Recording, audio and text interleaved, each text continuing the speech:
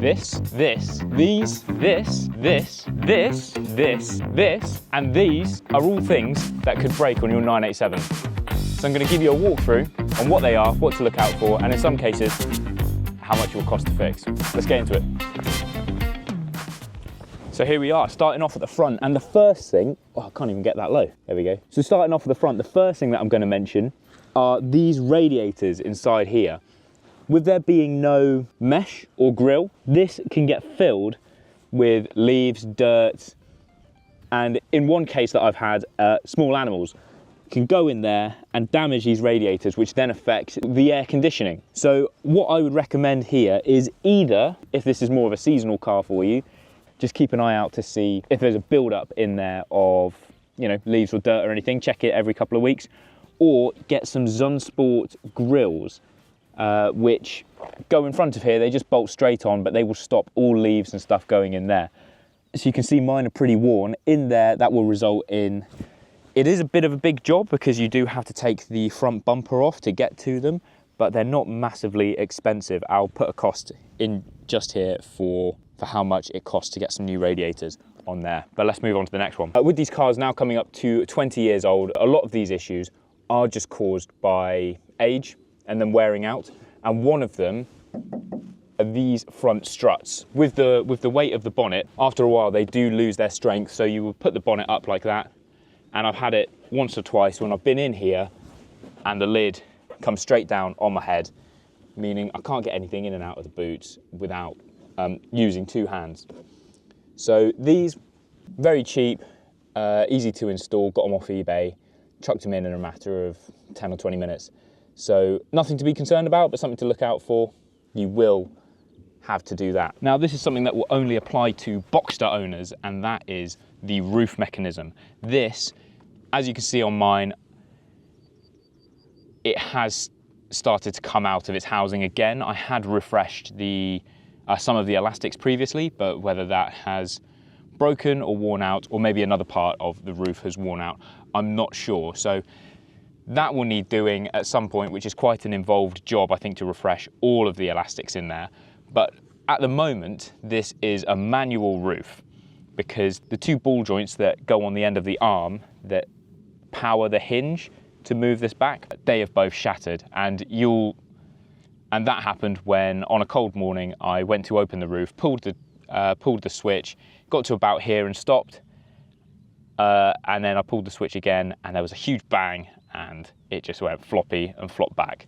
So that is again just an age thing with these plastics getting a bit brittle. I've bought some off Amazon, which I am fitting later today. A video will come out on that later. They were about 10 quid. Not a huge job, but pretty inconvenient. When the sun comes out like today, you do want to get the roof down, and at the moment I can't. So I'll be fixing that later. So we're going to move on to inside the car, and another thing that you can fix right now is hitting the subscribe button. Most of you watching these videos aren't subscribed. You can go back and watch all of my previous videos on Porsche events, modification, maintenance, all on the 987. And hopefully, if you have a car that you'd like to feature or compare to my Boxster 987, do drop me a message on Instagram, which is Will Behind the Wheel, and we'll figure something out. Anyway, let's move on to the next one. Now that we're inside the car, I'm going to talk about some electrical gremlins, which on these 20-year-old cars, there are a few. The first one that I encountered, I found out a day after I bought the car, because it is intermittent, is, you see it's not coming up now, but it sometimes does, and that is an ignition switch fault. And that is just from connectors inside the ignition switch here getting worn out. And I've looked at what causes it, and it's actually other keys. The weight over, of course, 20 years, the weight pulling down on your key does cause some electrical connectors to just disconnect, and sometimes I find myself having to jam it in to get it to start. So the way around that I've found is I've got a carabiner on my key, so then I can separate the actual car key from the rest, and that goes straight in there. It's nice and lightweight and won't cause any more damage. While we're inside, something else that does go wrong commonly on these Boxsters and Caymans, and even the 997s, just Porsches of this generation really, are the window regulators. So what that is it's the electrical mechanism inside here that powers the window to go up and down. Same on the other side as well. On mine, I've been lucky so far and not had any issues with it, but it's something that I am mindful of that could go wrong, as a lot of people that I have spoken to have had this issue and have had them fixed. So you can do it yourself. It is quite an involved job, I think, of taking all the door cards off and everything like that. So it might be worth paying a man to do.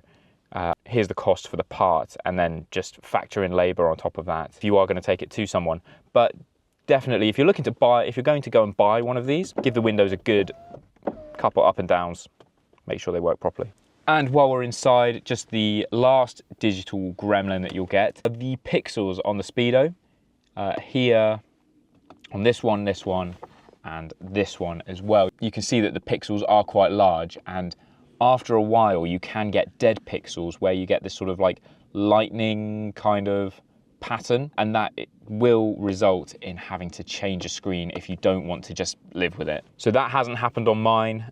Hopefully it doesn't. I'm not sure what causes it, but it is just one of those things that can happen over time. So it is something that may well happen. Even if it works now, in the future, it could go wrong. And while we're on the inside talking about electrical issues, I have one with my speaker making this noise, and I don't know what's causing it. So if you do know, get in the comments. So the next thing is the exhaust. This is another thing. When living in the UK, we do get wet, salty roads, and that will lead to corrosion. And these things are prone to getting these big holes in the silencers there and there. So that's what happened to mine. It is then an opportunity to get yourself an aftermarket exhaust if you are that way inclined. It's something you can easily hear when going for a test drive. To get a new stock exhaust, to get a fresh one, you're looking at similar price to a aftermarket unit, which this one was about £700, I think. I wish I would have spent a little bit more and got one that didn't drone. But since then, I have actually gone on Facebook Marketplace and bought a stock exhaust for 150 quid. So I'm going to be chucking that on, and that one hasn't rusted through at all. And while we're back here, there is another issue. And I can't really show you the issue because it is inside the engine. Or I say inside the engine, it's around there. But what it is the AOS, or the air oil separator. And what that does is pretty much as it sounds. It separates the air from the oil when going into the engine, and it's got a diaphragm in, and that is almost a serviceable part if you are having any work done in the engine. I would say just get a new one, because when they fail, it is quite catastrophic. Not necessarily in terms of the damage it does, but just what you see. You get plumes of smoke just flowing non-stop out the exhaust. Mine has got a new AOS in. Just when I was having a load of engine work done, I did get one put in because they are quite a cheap part and easy enough to put in. So that was a must. But if you do see large amounts of smoke coming consistently out of your car, or out of the back of the car, that is probably what that is, rather than the dreaded bore score. Now, an issue that I've experienced more than once with this car comes from the manual transmission, and that is the transmission cables. So obviously, gear sticks here, but the gearbox is around there, right at the back of the car. So to link here to here, you have cables that go through the central tunnel, over the engine, and then one this side and one that side to connect to the gearbox to put it in first, second, third, and then also reverse as well. Now these have a very fragile end loop that links onto the gearbox, and that is after a while what snaps. So first of all, when mine went, with it being the original cables, they just went due to being 20 years old, and I replaced it with a used part of a breaker's car. So that probably isn't advisable because I replaced it with a used part, which was then old, and then that failed as well. So if this does happen to you and you're going to do it properly. And I would say get some numeric cables, which are about £500, I think. But there is a video somewhere on the numeric channel to see how tough they are compared to the stock ones. And I think they have a guarantee. They've never had gear cables break on them before. So that would be a huge upgrade. And with this being the second time my gear cables are broken, I did consider putting them in. I didn't. I did put another set of used in. If they go again, 100%, I'm paying the money and going to do it properly. And then we'll move on to the last couple of bits. The next issue is actually underneath the car, so it's not something I can show you directly, but I can show you how to identify it, and that is the control arms. In Porsche language, they are the tuning forks and coffin arms, basically because one of them looks like a coffin and one of them looks like a fork. Yeah, they're just the control arms, and they have a rubber bushing in, which over time will perish. Let's see if we can hear it here. You'll be able to hear it from just a small clunk at low speeds. And with Porsche, you can't replace just the rubber bushing, you have to replace the whole fork and or coffin arm. So you can get the OEM parts from Porsche, or there is a company called Spider Performance, which does OE quality matching parts at a discounted rate. So that is something that I'd be interested to buy. And replacing those is a job you could potentially do yourself, but having done drop links on this car before, be prepared for a lot of corrosion and a lot of things that are seized in place, especially when it's a mixture between steel and aluminium. They sort of weld themselves together, so can turn into quite a labor intensive job. Another issue I'm going to be talking about is something else that's very common across 987s and 911s of the same generation. That's the coolant crossover pipes.